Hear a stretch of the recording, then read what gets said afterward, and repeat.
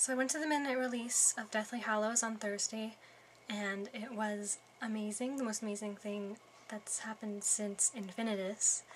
I got there pretty early, so I wasn't that far in the back of the line. I was towards the front, and there was so many people. It was just like really awesome to see people camped out and like spread out with chairs and reading the books, and there was tons of people dressed up, so I didn't feel out of place at all, and it was pretty awesome. It was definitely the best of the films. The pacing of the movie was perfect. Like, it was a collective crowd reaction. Going to the movie when not everybody is a big fan of the movie is way different than going when everybody is coming to the midnight showing because they love Harry Potter so much and they know so much about it. So being able to be part of like this collective reaction of awe and excitement, and basically everybody screaming and clapping right when the movie was coming on to crying and Dobby was dying, was just awesome because you feel like you're part of the movie. However, as much as I loved the movie, it was amazing, the best movie out of any of the others.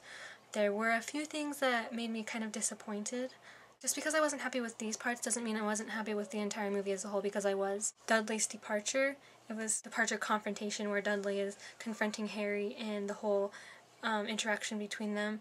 That was kind of a disappointment, but I know that without that, the pacing would have been all off. And so I kind of miss Petunia's almost confrontation with Harry.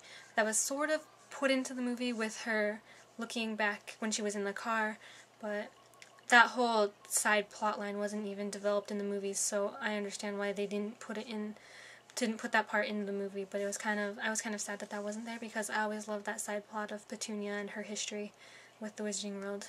Hedwig's death! A major disappointment. I didn't like how Harry released her before they went, and then she was just flying beside him trying to save him, and then her death was a result of her protecting him. I didn't really like that at all, because that caused Harry to be realized for who he really was as the real Harry, rather than his use of Expelliarmus. Not going to Shell Cottage, but rather to the Burrow straight off. I mean, it wasn't a major plot in the book, so it wasn't really necessary, I guess. Harry not disguised at the wedding. That was kind of weird. I was expecting it. One of my favorite lines of the whole book was Butcher. Okay, in the movie it was, "The Ministry has fallen, the Ministry of Magic is dead, they are coming."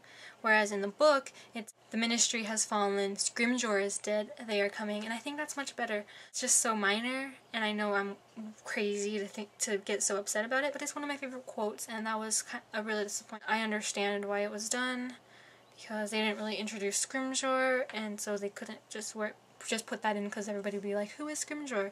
So, Luna's comment right after Dobby's death, you didn't need to lighten the mood with any type of humor because it was meant to be sad, and I just felt that the emotion would have been conveyed more if that line wasn't in there. Well, my list of disappointments is getting really long, and so I'll stop here. And I know I'm kind of like a downer on the whole movie, but just because I have all these disappointments with the movie doesn't mean I didn't like it, because I loved it and I thought it was amazing and it was the best movie of all the Harry Potter movies. But I just wanted to convey what disappointments that I had, and so I'll be making another video with all my favorite parts of the movies, which that list will be way longer than my list of disappointments. So hope you enjoyed this video, and probably my next one better, because I'll be talking about all the best parts of the movie.